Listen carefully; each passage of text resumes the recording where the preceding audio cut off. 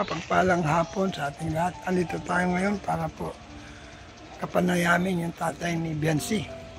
Magandang hapon po. Magandang hapon po, Tatay Venerando. Magandang hapon po, man. So, kumusta po? Ayos naman po ito, mga gulay. Magulay kayo? Halos sa ano. Sa... Pasok po kayo. Nandito lang ako. Kumusta po, Tay? Ayos naman po.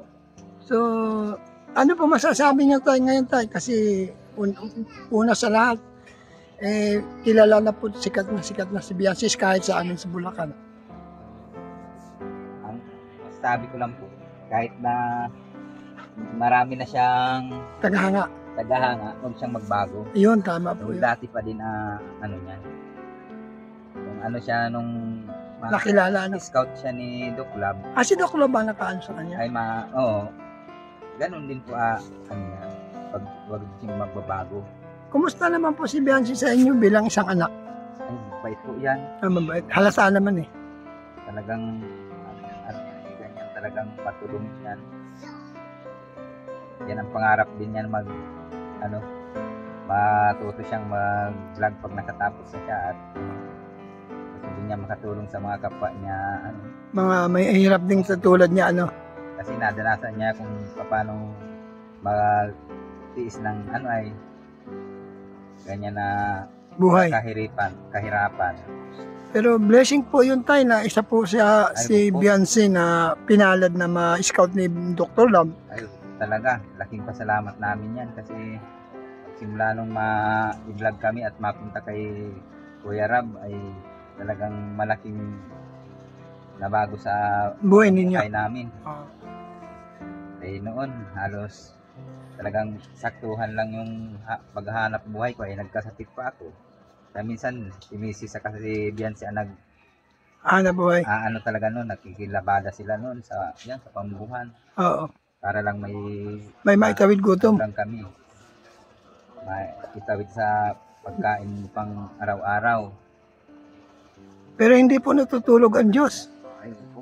Kasi Talaga po namin, hindi kami nakakalimot na kahabi ko kahit na ganito ang buhay namin. Hindi kami makakalimot talaga sa Panginoon at siya lang ang alam kung paano magiging namin kapalaran. Kanya lang kami nagtitiwala. Tsaka balita ko, Tay, kasi meron daw po kayo ngayong bagong lupa na paglilipatan. Totoo po ba yun? Ito po yun sa Sa ano po? sa Taisan yata yun. Taisan. So, madalang po yung ganun. Mapalad po kayo na Papalayo na kami dito sa malapit ng dagat. Yan lang naman inaan namin.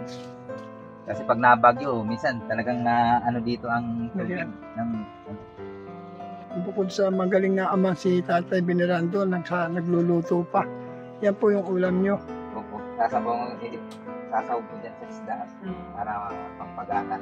Sinabawan Opo. Masarap-sarap naman yung malilit. Ano po masasabi niyo, Tay, kay Kalinga Prab na isa po kayo sa pinalad na magkaroon ng bahay? Ay, proud talagang mahigap kay Garap at talagang marami siyang natutulungan na kagaya namin. Oo nga eh. Talagang bilib ako sa niya, kayahan niyang tumulong talaga yung mahihirap. Noon pa hindi pa nabablog yung anak ko. Oo. Talagang nanonood na kami ng kahit dito kay Kuya Bal. Salamat po sa namin. Salamat po, Kuya, sa opportunity na nakausap ko po kayo. Kailangan naman po. So, pagka pala wala kayong ginagawa, kayong nagluluto. Opo, kasi pag ngayon, lagi naman si Biancy kasi laging pagod. Oo nga eh. Dating ko lang ngayon galing sa dahil. Buti nga po inabot namin.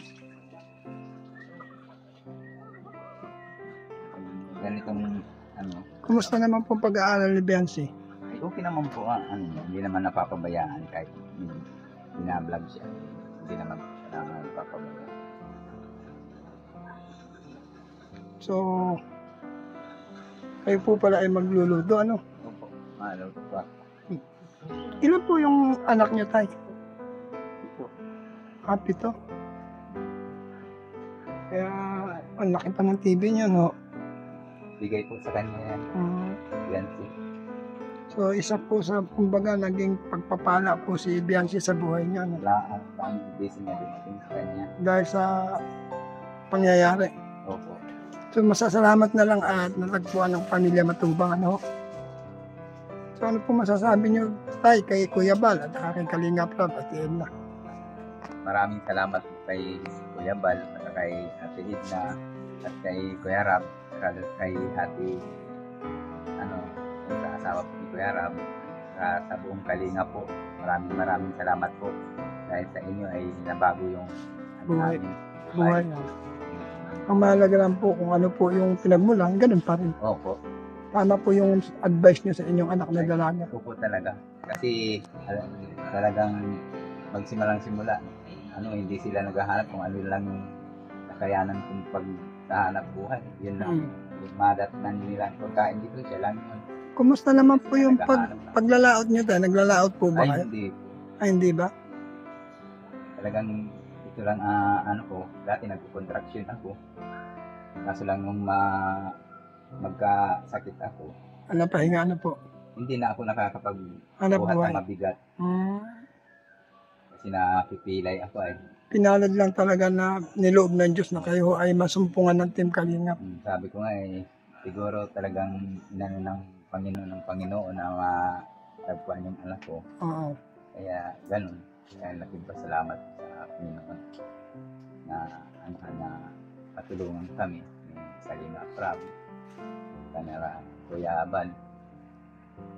Siyempre, unang-una, salamat din kay Doc Love kasi siya naging dahilan. Doc Love talaga po ang namin yan. At hindi sa kanya ay makikita ni Kuya Rab si Bianci. Oo. Malaki din na naitulong ni Doc Love. At the same time, talagang ang hanap ni Kalinga Prab yung mga katulad niyo. So ngayon, di na kayo mangangamba pag nakalipat na kayo doon. Wala na kayong dagat na patatakutan, ano? Sabi ko nga, pag may bakante pa doon na may space pa doon sa nabiling babahayan, tanim-tanim na ako doon ng mga gulay para tipid. Para may maani, ano? Opo, para hindi na kami bibili ng makakatipid na kami ng pangulam-ulam. Bigas na lang ang bibili namin. Tama. Meron po ba kayong wifi? Mayroon po kasi nung nag-aaral si Bianci ay kailangan niya kasi pag siya sa activity ng school.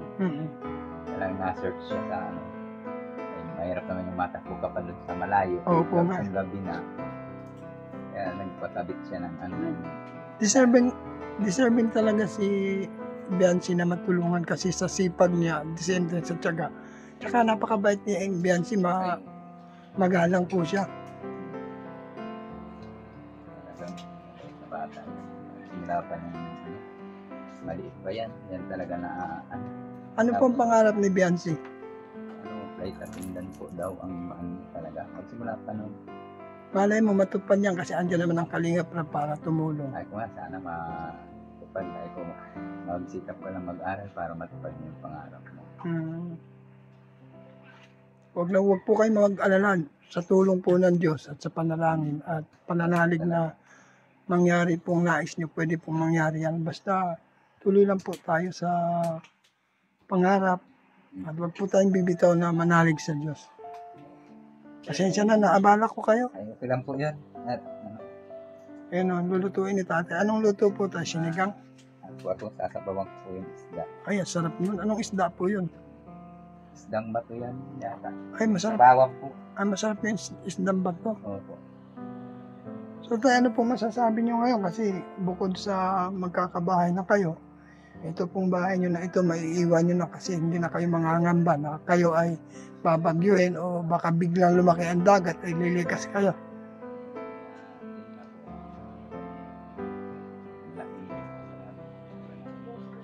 Tapos na, papasok dito.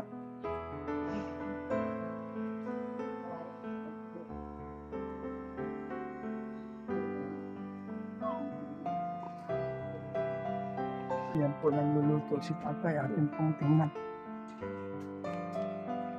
Anong isda po yung luto niyo? Isdang bato yata yan. Ang bato. Yan, ito po niluluto ni Tatay Venerando.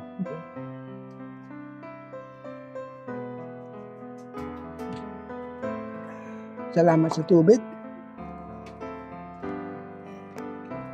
So, iluluto nyo na po, Tay. Salamat po, Tay, sa opportunity na nagbigay kayo nagpa-unlock kayo sa akin. So, gusto ko lang makita kung paano kayo nagluluto. Lang po ako ng kaldero.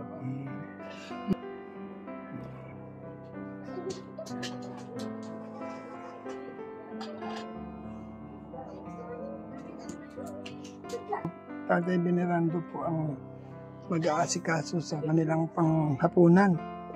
Siya po pala ang cook at ito po yung isda na kanyang iluluto. Parang banak, ang sarap nito. Oh. Itong mga sariwang isda, mga kalingap. So, nakakatuwa naman. Busy po si tatay. Nagluluto ng hapunan. Kapag mga kalingap, ang linis po ng bahay nila. Maayos. May baboy kayo. Yan, ito po yung baboy nila. Ilan pong anak? Uy, ang dami. Ang laki ng baboy na ito. So, ito po si tatay. Bukod sa nag-aalaga ng baboy, pag walang ginagawa, nagluluto para sa kanilang pamilya. Prepare po si tatay ng pangluluto niya. Lumaki tiyanig.